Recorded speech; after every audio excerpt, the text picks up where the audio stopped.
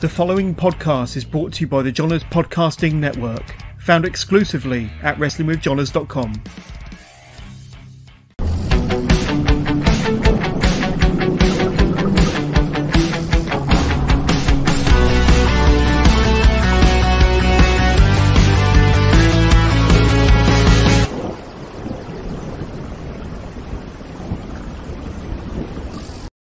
Hello, good evening, good afternoon, good morning, whenever you're watching this. My name's Johners from the Wrestling with Johners podcast, and today this is a bit of a special episode brought to you exclusively by Progress Wrestling. We're here to preview a bit of a hype show, you could say, Chapter 134, the next show of Progress Wrestling, No Mountain High Enough. But before we get into all of that and talk about all the matches and break down all the competition that's going to be taking place this coming Sunday, I want to introduce my special guest, my co-host, my good friends, ring announcer extraordinaire, Mike Maddog. Angus, Mike, great to have you on the show. How you doing?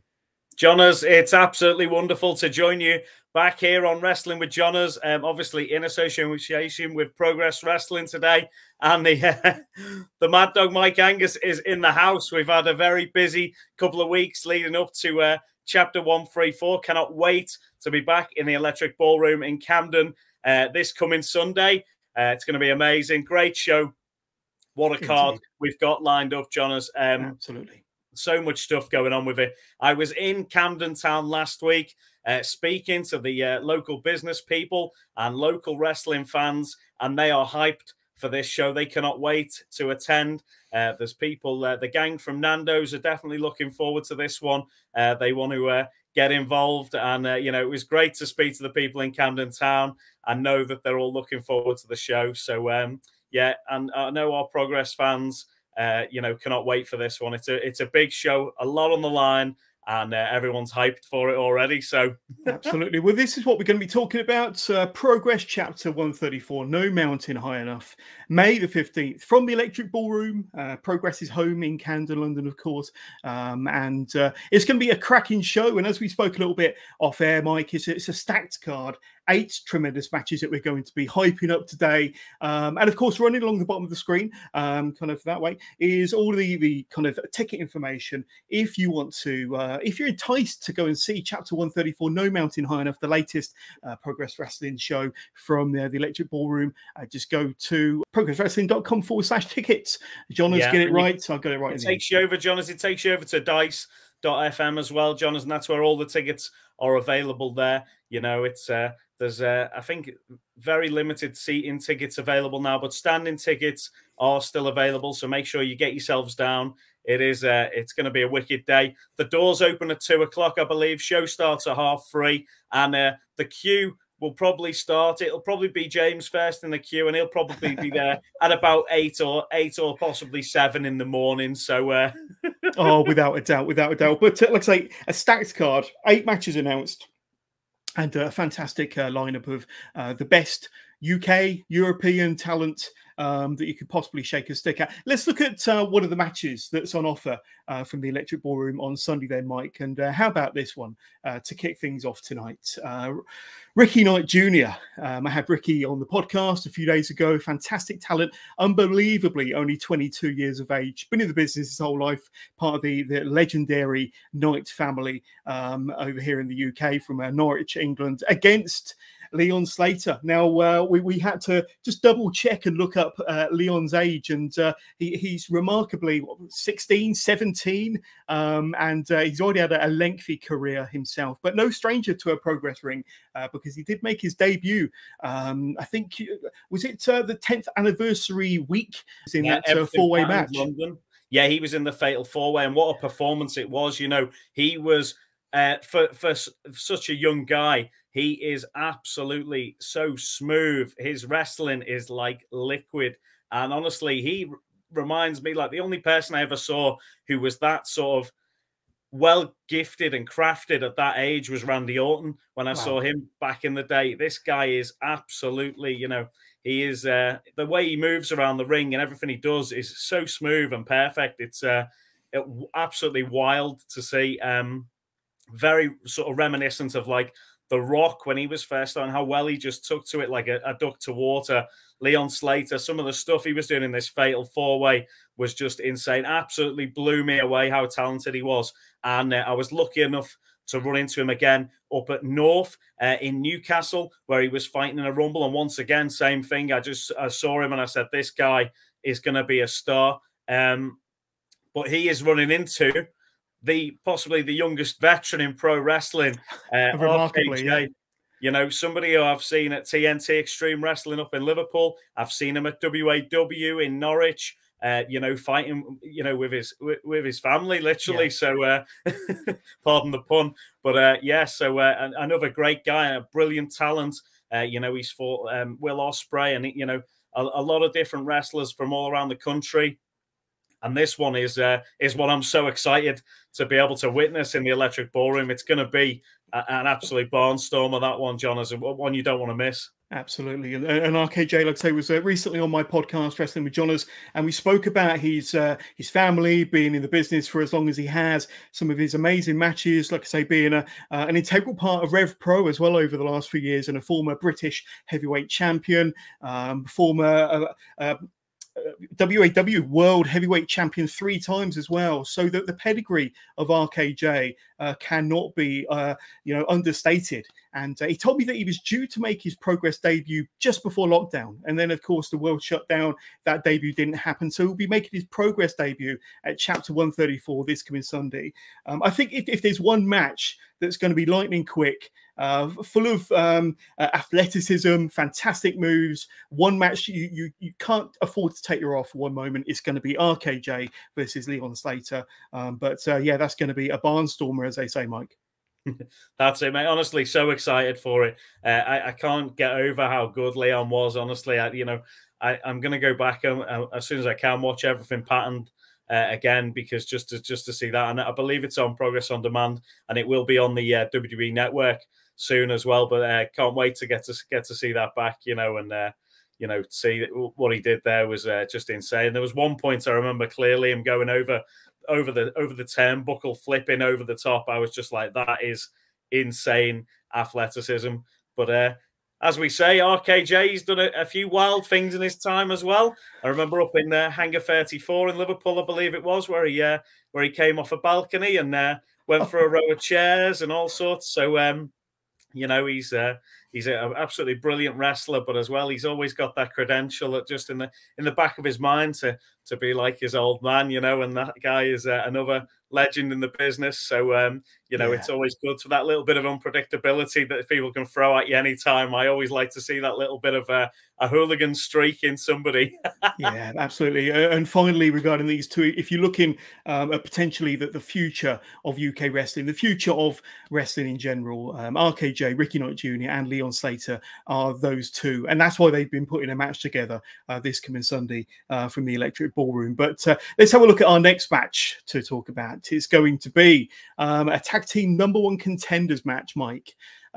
Sunshine Machine versus Smoking Aces. Smoking Aces have recently lost their championship in that gauntlet match a couple of shows ago, and it was actually the Sunshine Machine that eliminated them from that gauntlet match. And Sunshine Machine obviously went out in the final stages of that gauntlet match to the 0121. But and we also saw at, I think it was Chapter 117, the first show back with fans from the Electric Ballroom. It was Sunshine Machine versus Smoking Aces, if I'm not mistaken. Oh, chapter 127, John, is 127. I knew there was a 7 in there, but I was there anyway, and it was a tremendous show. I thought you were quoting a bus at me for a moment that you get something.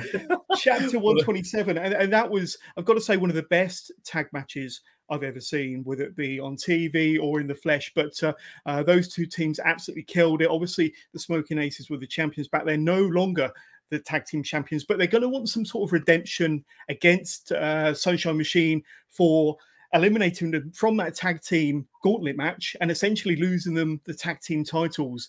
And like you say, the winner of this will eventually go on to face the 0121, hopefully somewhere down the line for the tag titles once again. Well, I'll tell you something, Nick and Charlie Sterling, they want them titles back. So, they're going to fight for it. And, Sunshine Machine, one of the most exciting tag teams about as well. They're absolutely beloved by the fans. they want their shot at the gold, and it's all going to come down to this week to find out who's going to take it. But you know, Nick and Charlie as tag champions when I first came to work for Progress, they you know, what an impressive tag team, and they were 100%. You know, some of the matches they had were just absolutely mind blowing. And you know, Nick, I wasn't as familiar with. I know he's wrestled around the UK for a long time, but Charlie Sterling was somebody I've seen, you know, a good almost 10 years ago when I first saw him coming through the ranks, and I said, "Wow, this guy's going to be something special." I'm just so glad that he, you know, he's turned out as good as he is, and is, you know, wrestling all over the country. And with Nick as a tag team partner as the Smoking Aces, that is a formidable tag team. And you know, that match with Sunshine Machine, those guys impress every time you see them. Chuck is you know, just hilarious. And TK, some of the moves that guy pulls out, I never expect from him, and he's just like 450 out of nowhere. And you know, the pair of them so innovative. And one thing as well, that theme music that they have is so catchy, an isn't it? party. That is as the kids these days say, that is a banger.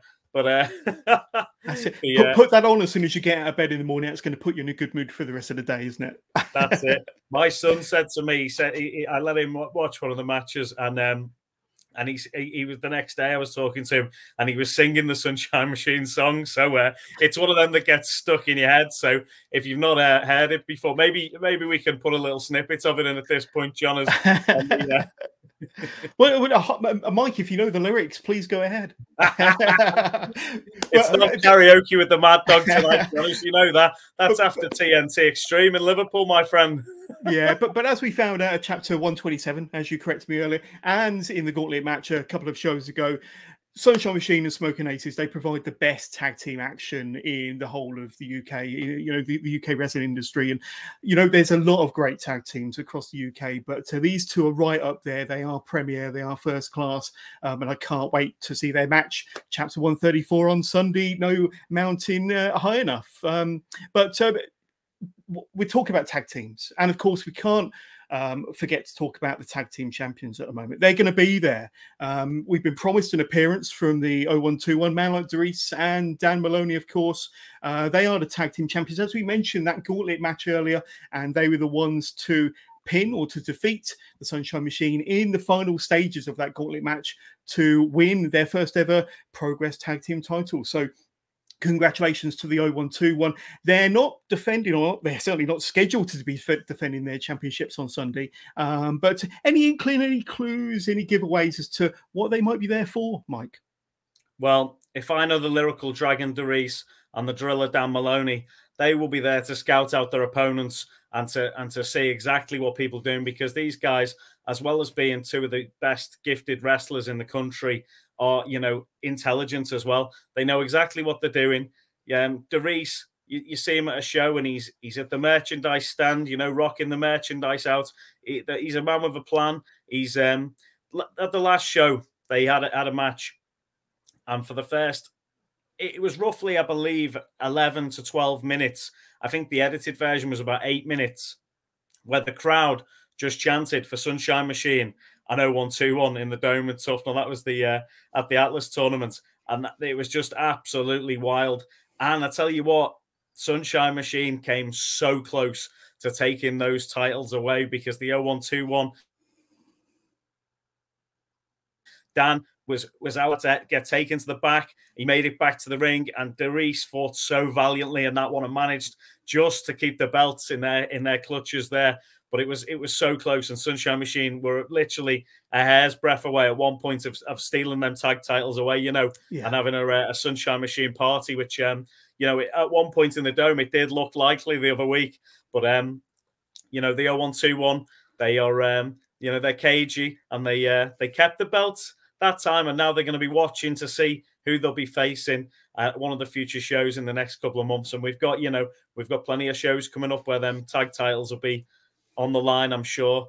And, you know, Doris and Dan Maloney, fighting champions, you know, you've seen them all over the country wrestling, these guys, and they are top quality stars, and they will be, you know, they are a formidable tag team as well. So, you know, we'll have to see what happens. But you'd think they would be respectful and come and sit down, enjoy the show. Maybe maybe Doris will bust out a bit of a rap. You never know. But yeah, we'll have to see what happens on Sunday. It should be interesting. 100%. And speaking of looking forward to Sunday and what should be interesting, we've got the host, we've got the ring announcer of Progress Wrestling, Simon Miller.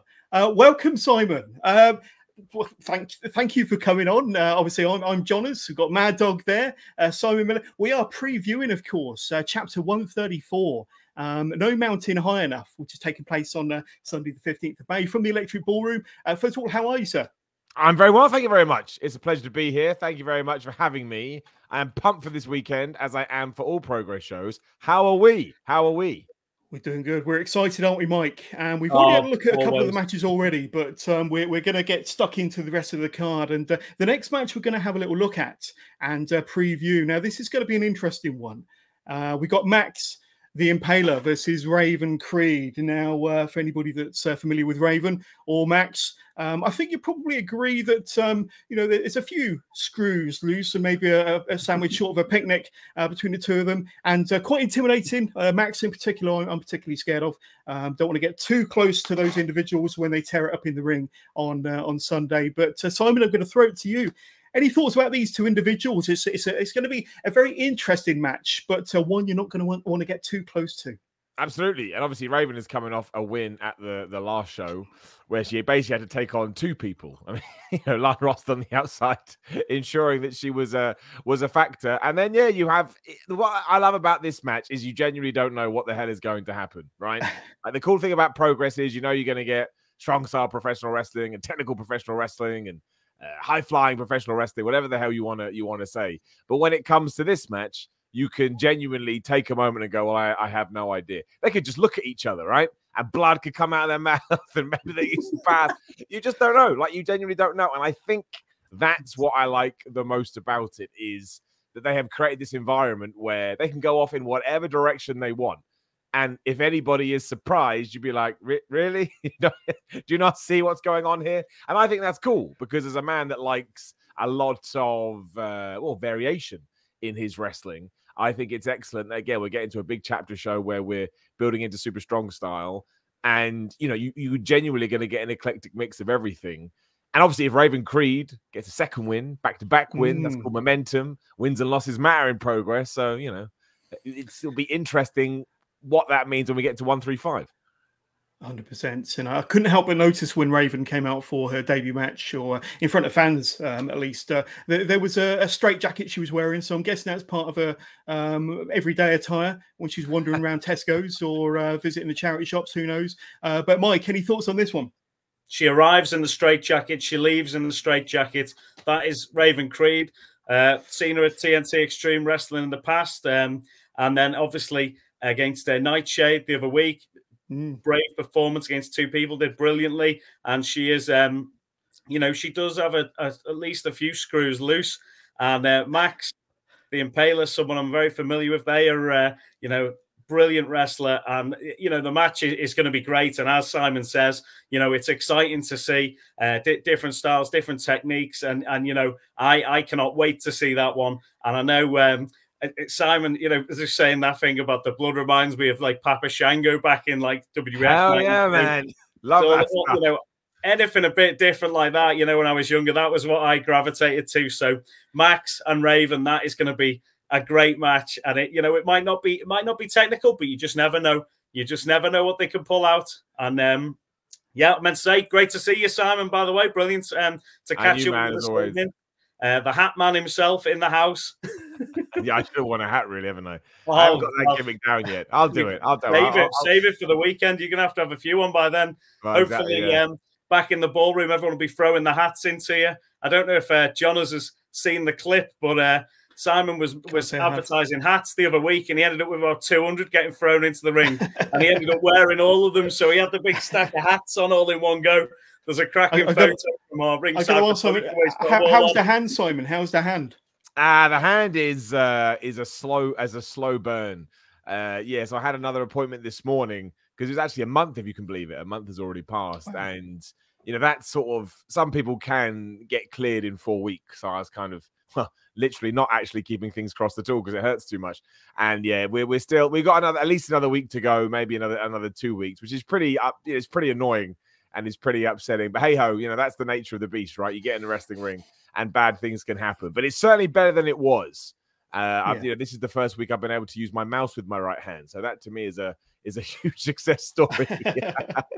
And we've not seen you fall into the ring yet, like you said you might do. So that's all good. That's all good. I will do soon. Don't worry. I absolutely will. How about this one then, gentlemen? This is a qualifier, a four-way Super Strong Style 16 qualifier, and four European talents. They're well known on the European scene and WXW in particular. You've obviously got former WXW Unified World Champion Axel Tischer, Bobby Guns, once again, is a former WXW World Champion, and you've also got Jean Simons, if I've pronounced that right, who is no stranger to a Progress crowd. He's had a few outings in a Progress ring before, and Maggot, who is the current WXW Shotgun Champion. So you've got four very experienced pros on the European scene and WXW in particular.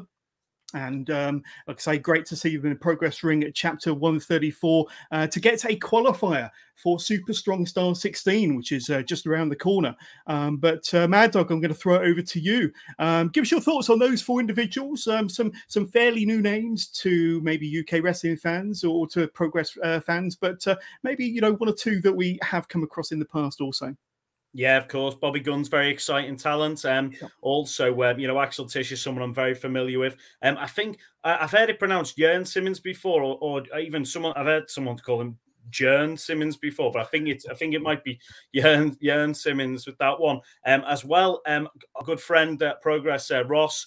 He told us all about Maggot coming back from WXW. They went to Oberhausen for the 16 carat tournament, and and said, it was, Maggot was absolutely brilliant, real standout. So great to see Maggot on. And obviously, Axel was back with us for Atlas tournament and did not disappoint at all. What a talent! What a great technical wrestler, and absolutely brilliant striking as well, and tagging back with Big Damo at the last show, which was absolutely brilliant to see. A bit of a reunion there, and their chemistry in ring was absolutely marvelous as well. So thoroughly enjoyed seeing those two back together, and to see Axel in this fatal four-way with people who he's obviously going to be familiar with. It's going to be an interesting bout, and to qualify for Super Strong 16, it's going to be interesting to see who makes it into the brackets there for that. And you could argue a point for every single one of their talent in that match. So yeah, it's going to be another interesting one for us to see in the ballroom.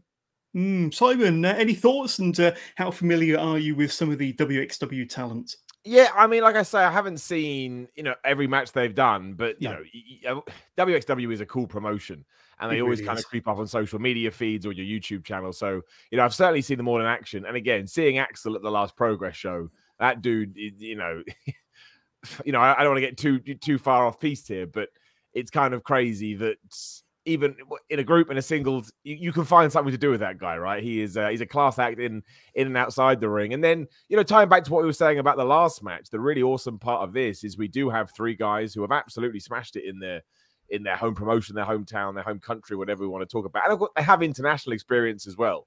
But in terms of from a Progress point of view, they can come in, they can make their mark, and whether or not they qualify for for Super Strong Style or not, if you have a pretty good performance, that can totally open other doors, because only so many people can get into that. But there are other things going on. So I'm very, very intrigued about this match because you put your money on Axel Tischer. He's got the experience. He's now somewhat familiar with, like I say, with Progress.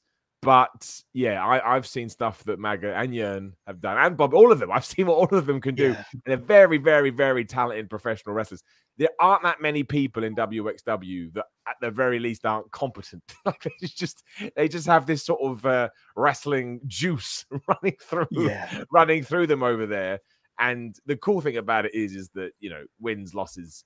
I think this will be one of those matches people talk about for a while, which really is all that matters.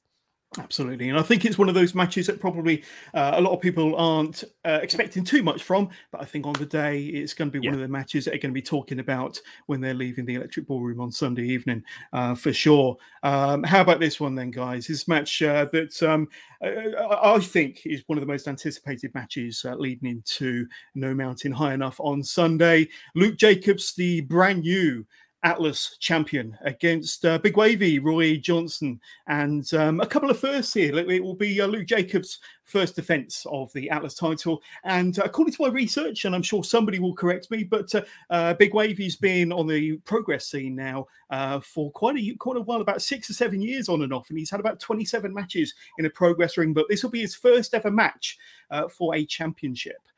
Can you believe that? So this is going to be an extraordinary match. We do have a quick a video package that we're going to throw to let our viewers know what it's all about.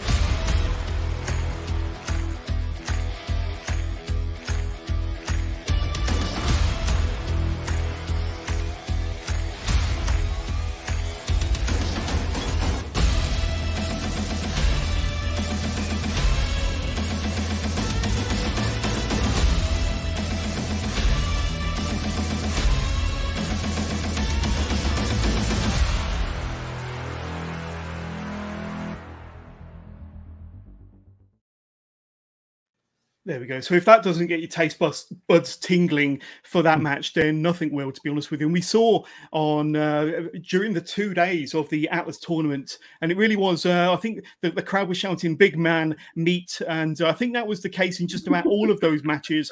And certainly the final match between Jonah Rock and, of course, Luke Jacobs, and that emotional speech that he gave afterwards to all the streamers, and the championship bout held high above his head. But Simon, over to you. This has to be one of the matches of the night, and one of the matches you're most looking forward to, surely. Yeah, no, definitely. And these are my boys as well. Like, a lot of time for Roy, a lot of time for Luke, and the stake. I like a match with good stakes, you know, because outside of the Atlas Championship itself, Luke doesn't want to lose. You don't want to be that guy. You don't want to have your big moment, win your championship, and then get 4 weeks down the line and lose it. You don't want to be a one and done. And like you just said, Roy, everyone knows Roy. He's been around. He knows what he's doing, but he's never won a championship in progress. So now that he's got the opportunity, he wants to go and win it. So I think that's cool. I think that creates an exciting environment, and it should translate to a match where you're not 100% sure which direction it's going to go in.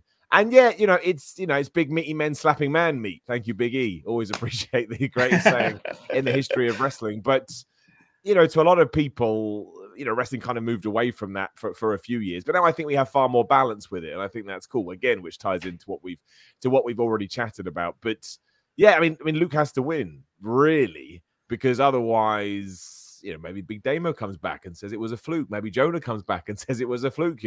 Maybe they then start. Or especially someone like Joe Hendry, he probably 100% come back and say, well, I think that something was going on here. But I can totally see it. I can totally see. I don't want to call it an upset because I don't think that's fair, but I think it would be a surprise because, like I say, Luke has just been coronated and it feels like he's off to the races a little bit. And if that momentum was then stopped. But yeah, it's a fascinating one for me. And obviously, don't forget, Roy Johnson is coming in shredded, because he is in training for a bodybuilding competition right now. So he's going to come in looking ridiculous too. So this really, really could be a proper big man Hoss match. And I think it will, I'm not going to say it's trying to think the right way to put it. Like, I think people expect something decent, but I think they're going to get even better than that still. I think these two guys will raise the game. 100%. Mike? Yeah, I was going to say, Big Wavy, he's somebody who I've known wrestling around the UK for a long time. I would argue that maybe he hasn't been taken as seriously as he should have been for a few years. He's been out in Ibiza recently. He's training for this strongman competition. He's been, he's back in his natural habitat, getting ready for this one. And he'll be laser focused on trying to take that belt away from Luke. And, if people haven't taken him seriously so far, I'm pretty sure they will do after this match, whatever happens in it. But Luke, Northwest Strong, he has been in the local newspapers up here recently. He's been in the Manchester Evening News.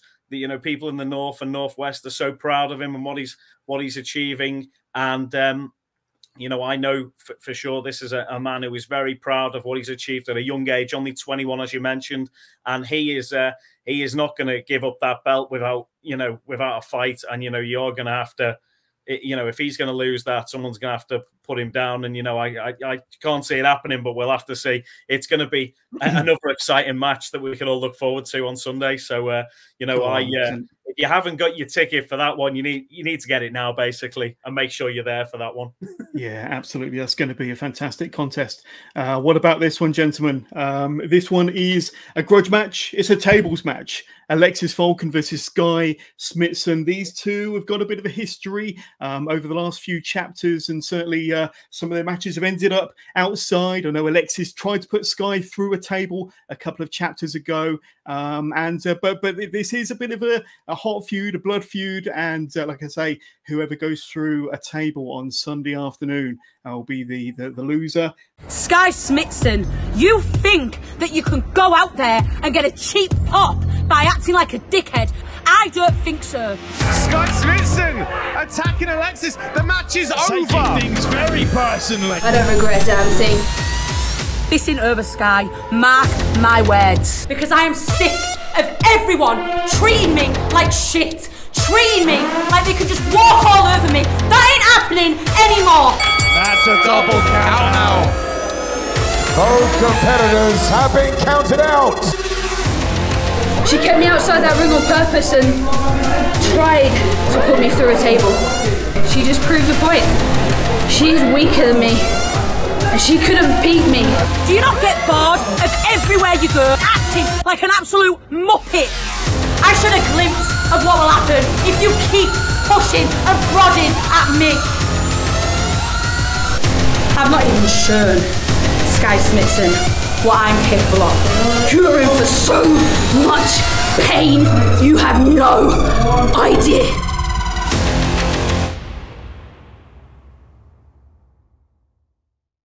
But Mike, this is a really, really intriguing one. I know you know Alexis very well. They're both tearing it up around the country at the moment.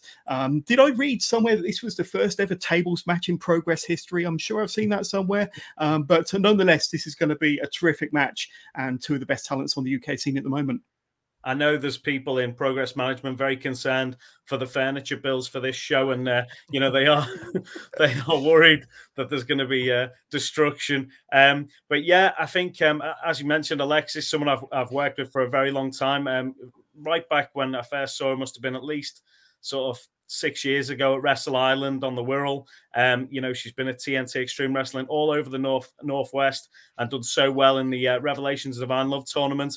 And then it came to the Progress 10-year anniversary when they had the fatal four-way, and at the end of that match was when Sky Smithson attacked Alexis, and set off this course of action that's occurred now, which has led to them absolutely hating each other. The Villainess versus the Iron Queen, and it's come down to this, where they're going to have a tables match, and somebody nearly got put through a table at the Atlas tournament, and then someone is definitely going to get put through a table this Sunday, and we've all got that to look forward to. Yeah, no merchandise table, no merchandise stand is safe on Sunday afternoon at the Electric Ballroom. Mr. Miller, what do you say? Yeah, I like a good grudge match. I like a good fight. Don't worry about pins, submissions, or countouts. Just worry about somebody grabbing someone else and throwing them through a table. And these guys have been doing it now since the 10th anniversary show, I believe. Yeah. is when they fell out with each other. And really, when you think about it, it has been Sky. It's difficult to say in terms of raising the violence. It has been Sky Smithson, which makes sense. That's a whole shtick. So Alexis now has to make sure that she can match that in a match that you could probably argue favor Sky Smithson a little bit. But if she can, and you can throw Sky Smithson through a table, again, it opens brand new doors for you because you're showing a different side to yourself. But yeah, I always like it when you have beef and you have anger before the bell has even rung. And I didn't realize it was the first tables match in Progress Wrestling, but that is cool. I mean, that's breaking records, which is excellent as well. And let's now overdo them. That's what I say. If we've only done one in 10 years, let's overdo them and make sure we run them into the ground. Oh, 100%. That's going to be a great match. We've got two more matches to discuss. Let's have a look at this one first. Cara Noir and Spike Treva. Now, if there's one match to be described as a proper blood feud grudge match, this has to be it.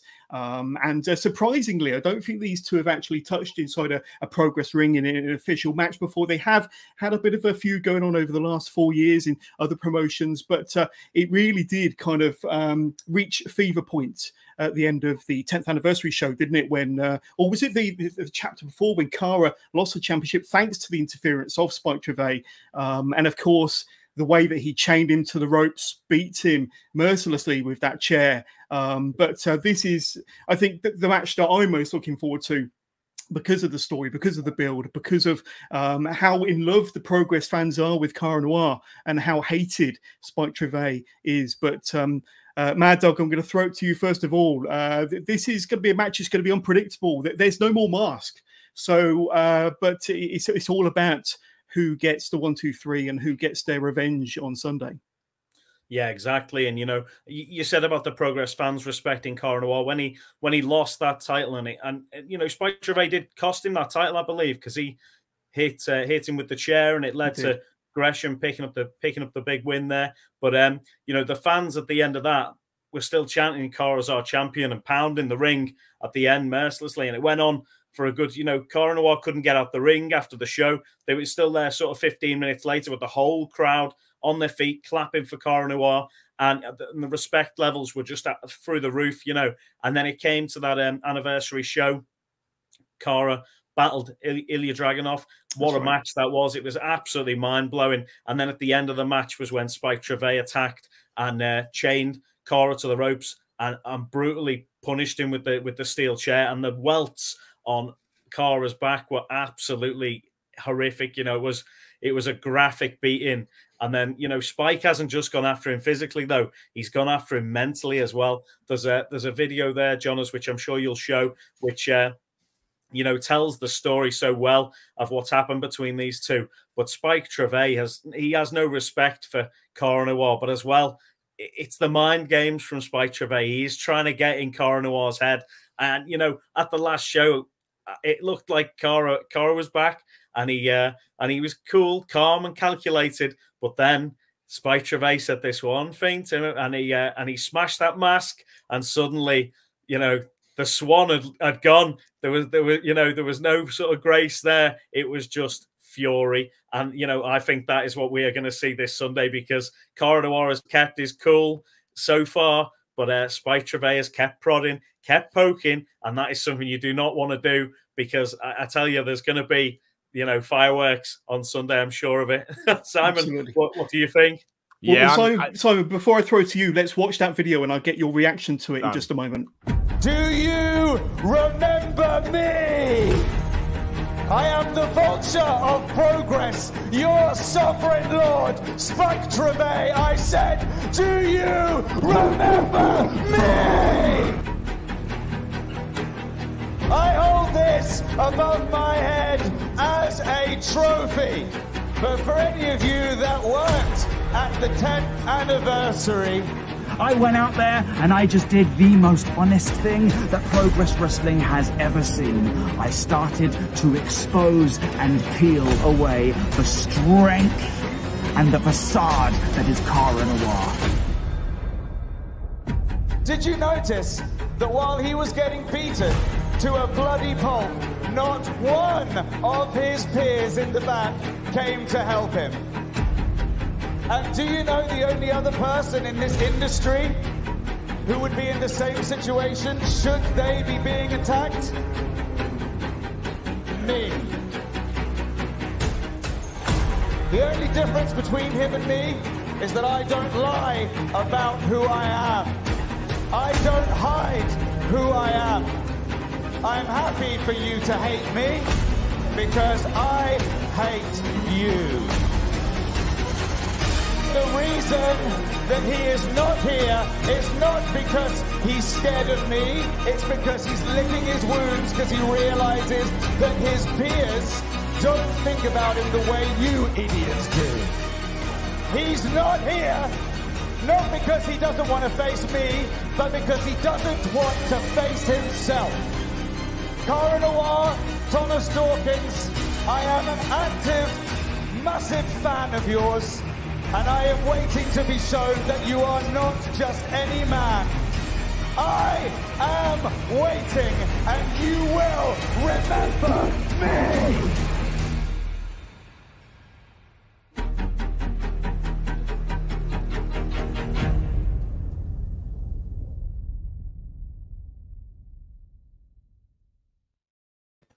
There we go. Quite a powerful promotional video there, highlighting the story between Spike and Cara. But Simon, your reactions?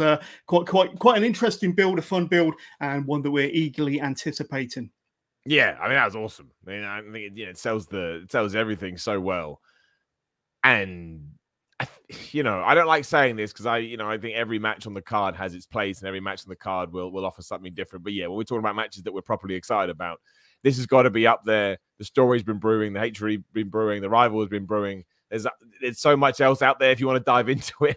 You totally can. The history between these two runs deep. But as that video, just showed, Spike Treva is an interesting cat in the sense that not a good person. However, at the same time, may have a point. Not saying he's right, not saying he's wrong. I'm saying maybe he's got a point. Maybe it's something you can tap into. And obviously, Cara Noir is just one of the best characters in all of professional wrestling.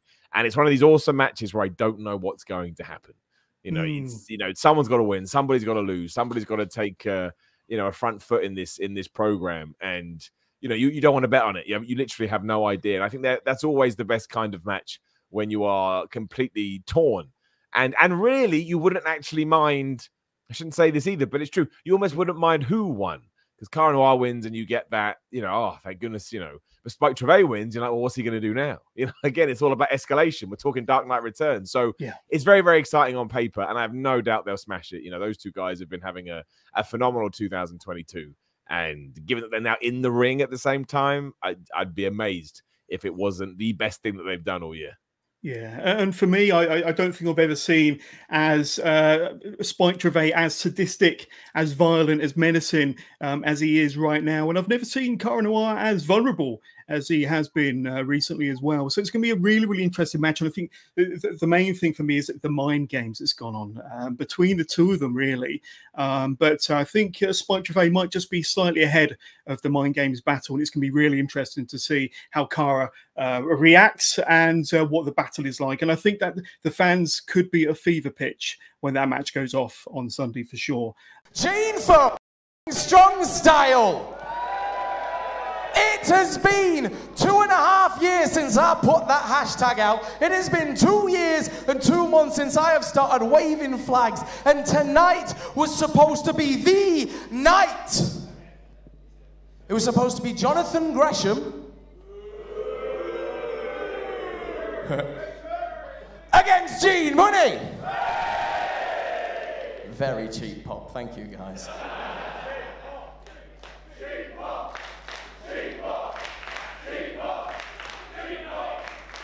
But yeah, that match has been moved to May the 15th, and that 2.5 years and that 2 years and 2 months just gets a month longer. And I want to be annoyed. I want to pretend like today didn't mean the absolute world to me.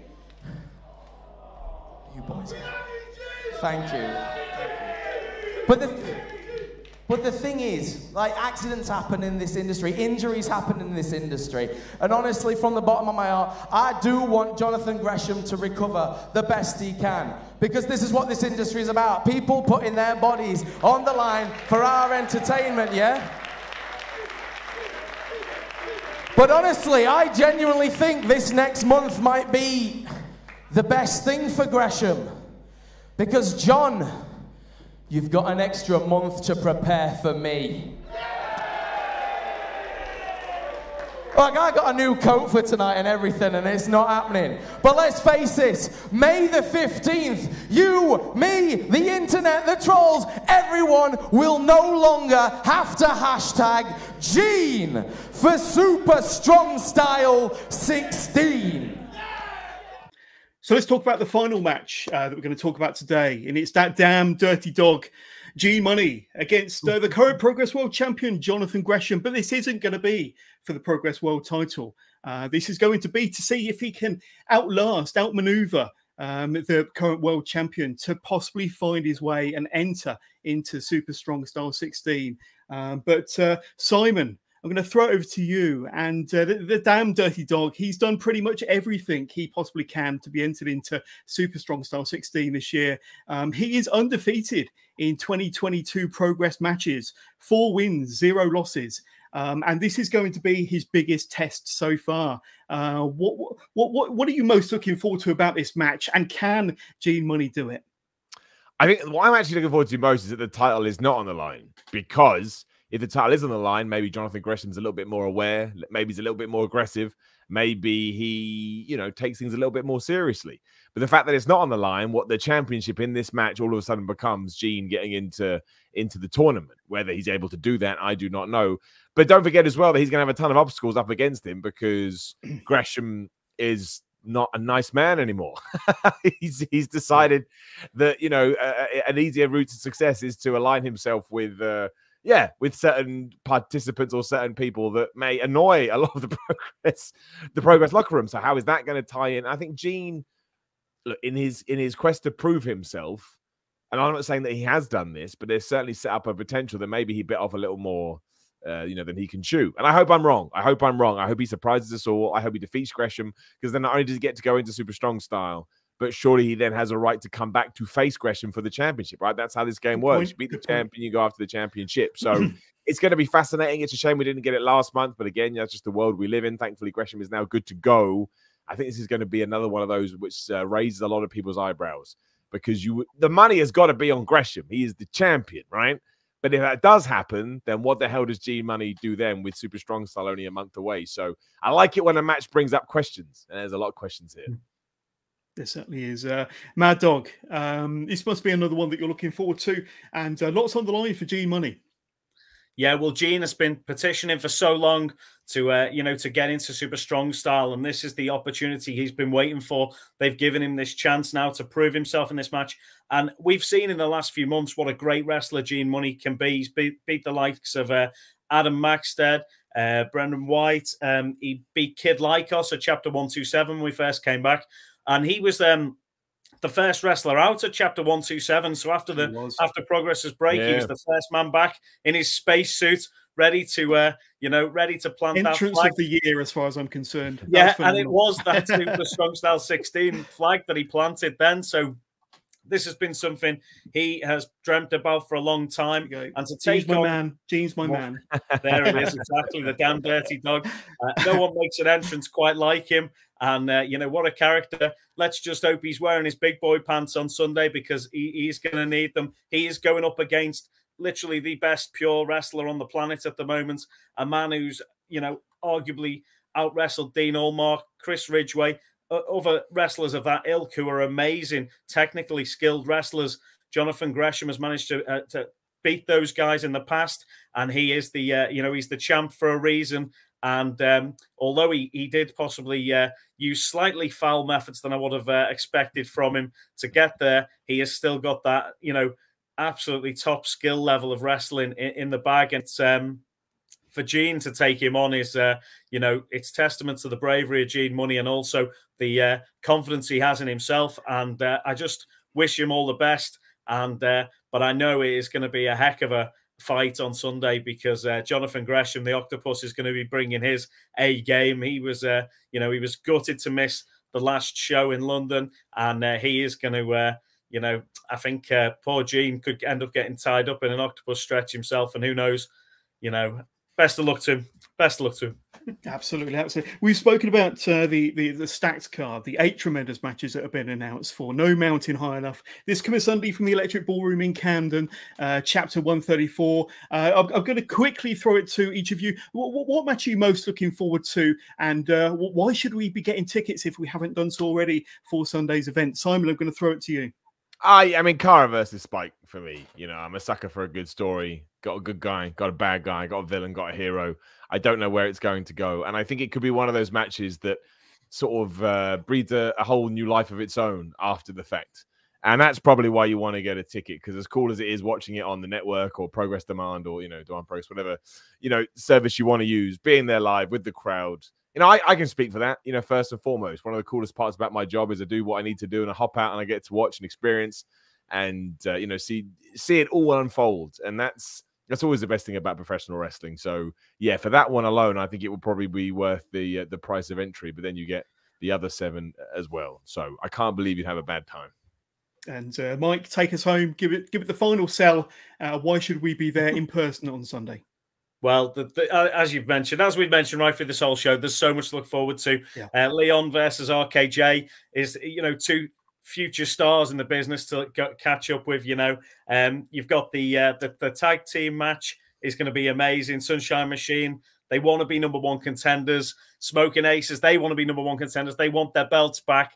There's so much to run through on that. But the match I think that I'm excited for the most has got to be Gene Money, you know, taking on Jonathan Gresham. The Octopus, you know, he's back in the UK. He's got his belt. And Gene wants to be in Super Strong Style 16. That's what he's petitioned for all this time. Can he make it happen? It all comes down to Sunday. This is his big chance. And let's just see if he takes it. And, you know, if you haven't got your tickets yet, some tickets are still available. Get them now over at Dice. Follow the links that have been popping up on the screen, and I'm sure Jonas will direct you to the links. Make sure you pick up your tickets. You don't want to miss Simon. You know, you need to come and get your hats off Simon on Sunday. He's going to be shilling them bad boys out. There's going to be merch on sale. It's going to be an amazing show, amazing atmosphere with the great people at Camden and London. Anyone who's traveling to the show, we're going to have a great time. And Jonas, thanks for having us on. Yeah, appreciate it, man. As always. And, you know, Simon, thanks for joining us today, taking your time out your busy schedule to join us tonight. Always appreciated, my friend, and always great to chat to you. There we go. Gentlemen, thank you very much. We'll wrap up there.